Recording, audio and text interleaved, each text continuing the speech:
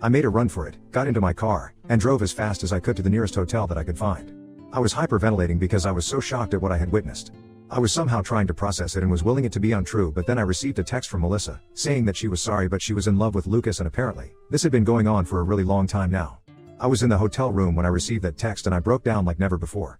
After Melissa, Lucas texted me pretty much the same thing and said that he had only proposed because he felt that if he committed to me, then he would be able to push Melissa out of his head. Obviously, that hadn't worked and it made him want Melissa even more. He told me that it wasn't about me, but this was about them and they just knew that they were meant to be.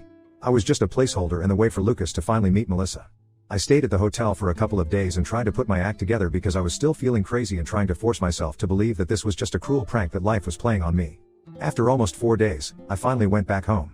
Because I did need to collect my stuff and rejoin work if I didn't want to get fired. When I showed up at home, I realized that my family had been living with Lucas under the same roof, waiting for me to come back. It would almost be touching, had it not been for the circumstances under which I left.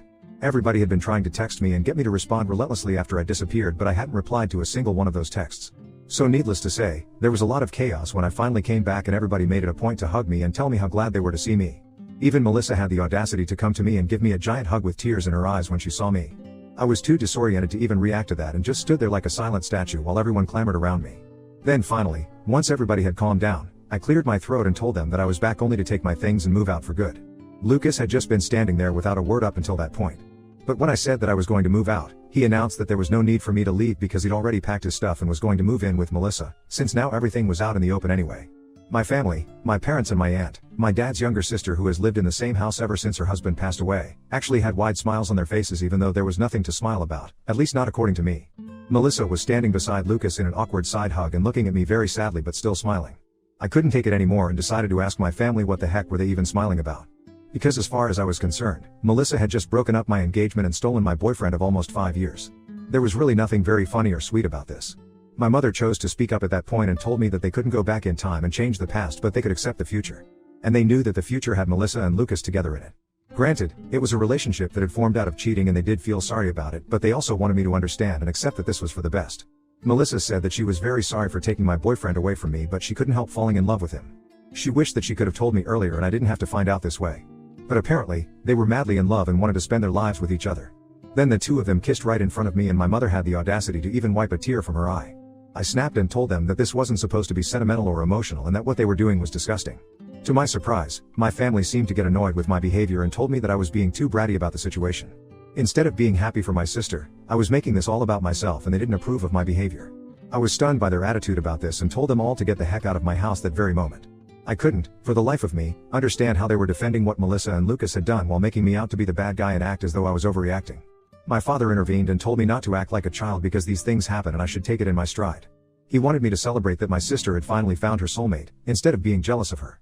They were literally all acting insane and I couldn't deal with it anymore, so I just said screw it, went into my room, packed some of my things, and left yet again without even speaking to them or waiting to hear them out even as they called out my name and told me not to go.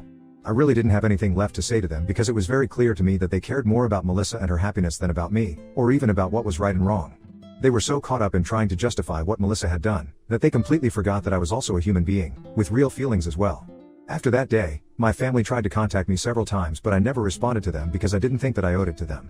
A couple of weeks later, I even received an invitation to Melissa and Lucas' wedding which I declined, obviously. All the common friends that Lucas and I had also declined the wedding invitation in solidarity with me.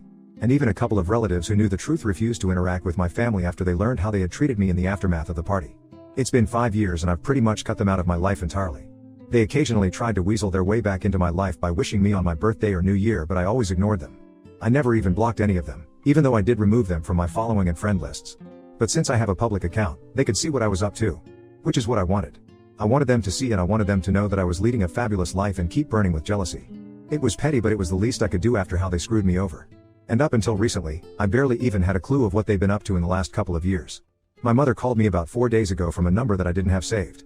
When I answered the call and realized that it was my mom on the other end, I immediately tried to hang up, but she begged me desperately for one chance to talk to me because apparently, they were in dire need of help. And I agreed to talk to her for just a couple of minutes, but only because she sounded so upset and my humanity didn't allow me to turn my back on her at that moment. She told me that Melissa and Lucas had started a business of their own a couple of years ago, but it was failing badly and their investors were all backing out because they were failing to make any profit at all. So they borrowed more money, but even that didn't help their business, and now, they were neck deep in debt and the loan sharks were all after them.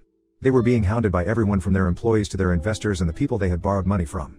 My mother knew that I lived a luxurious lifestyle and could afford to help them out, so she had turned to me as a last resort and was begging me to help them out by loaning them some money so they could pay off their debts. And it was no small amount either that she was asking me for. It was almost $75,000 that she wanted me to give her so she could help Melissa and Lucas out. I asked her why wasn't Melissa calling me if she needed help, and why was she making my mother speak to me on her behalf. So my mother told me that Melissa and Lucas didn't even know that she was coming to me for help, as they had given her strict instructions not to approach me. Because I guess we all still remember exactly what happened 5 years ago. Melissa didn't want me to know any of this and wasn't ready to take help from me, but my mother didn't know anybody else who would have that kind of money and would give it to them at the drop of a hat. A couple of months had already passed and Melissa and Lucas were struggling to even put food on the table. My parents were helping them all they could, and even Lucas' family were trying to give them all that they possibly could, but it was just not enough. And even they had to be able to support themselves in the future. So it was impossible for them to just give away all the money that they'd saved over the years. Especially